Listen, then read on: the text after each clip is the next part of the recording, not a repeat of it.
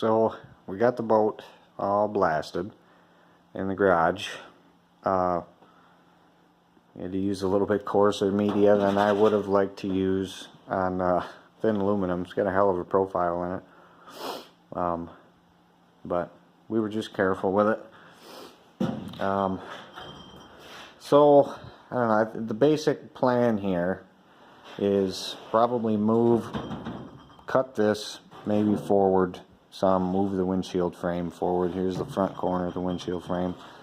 Gain a little bit of seating area up here because it's going to be tight in here.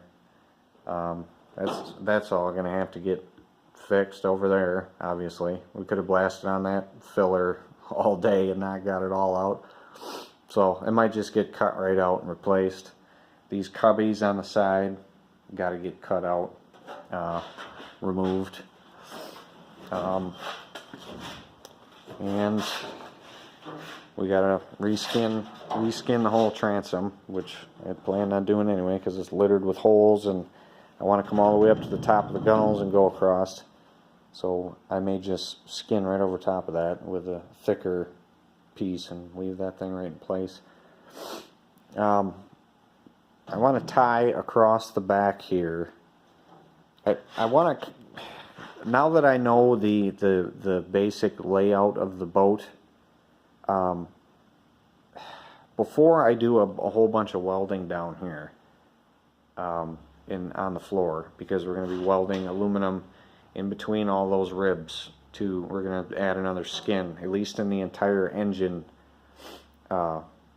compartment around the pump and the engine. So there's going to be a lot of welding down here, putting stringers in it and all that. So if we box the boat in right now, because it's a wet noodle right now, it's flimsy. So I thought about laying angle iron up against the back of this with the lip down and facing out, going all the way up the gunnels. It would kind of give you a base, a building point all the way down the side of this boat, because the back, I want the hood hinges forward a couple of feet maybe, and I want to have a deck back here that is rigid as part of the boat, because if you think about your weed clean out here, having to open the hood and then climb down in here to get it, standing on your head over top of the motor. So if we make a deck back here before the hinges for the hood, you could just put a little doggy door here to be able to get down and clean the weeds out of it, because I know I'm going to be packing this thing full of weeds. It happens a lot with the other boat. So so you laying that angle out here on the sides and being able to just set square tube going across on the angle to build off of, and up here kind of right in line with these what looks like, if this boat had oars, this is where they would. It's got these screwed on little delete panels. That's what I think they are anyway. But that rib going across the bottom of the boat is right where the bulkhead is going to be. The front of the engine is a little bit behind this. So this will come straight up and be tied right in to the boat, welded solid up here. It'll be the front of the engine compartment, basically. And then tie the front somewhere up behind the dash or whatever. And I think it would kind of box in this whole structure, and the thing's not going to warp and twist on us when we're trying to put weld stringers in it. So, what else do I got? If you follow these rivets, going across the floor, and you got another run of them over on one side and another on the other. Well, those are the strakes hanging off the bottom of the hull. The ribs, they're a couple inches tall. The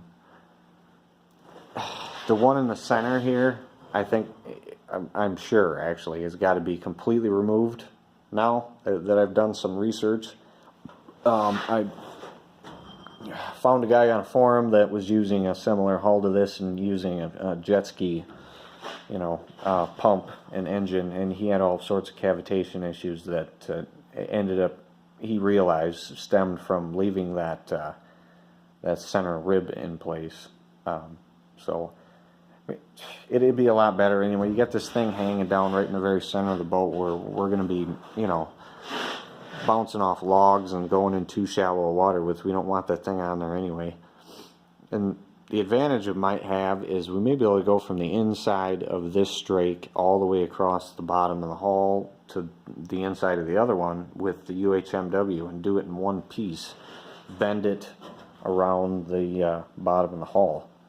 I think that's one of the most critical parts of this entire thing is the UHMW on the bottom of the boat. A lot of these guys that come in here and just kind of stopping in and seeing what I'm up to, I don't think they put enough weight on that it's how important it is. They think this is just going to hold up the way it is without it, and I disagree. I think a good hit, you can just tear this boat right open. So as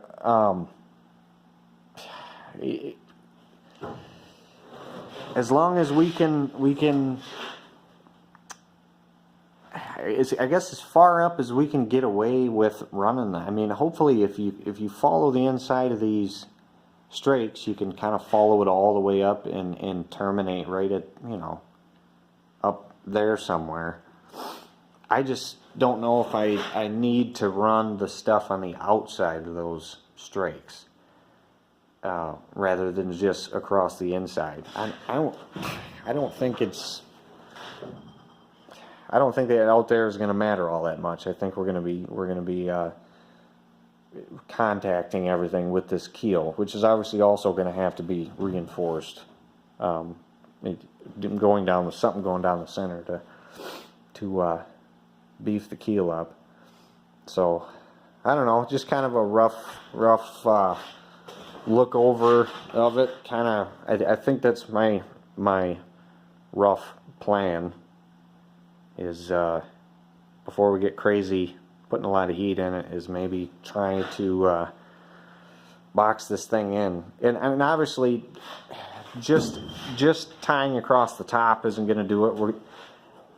I'm not exactly sure how I want to do it, but I do want to go from the gunnel down to that rivet seam where you got a ton of rivets with uprights, maybe 3 or 4 or 5 going all the way down, and actually tying the gunnel with something substantial down to the strong part of the boat here.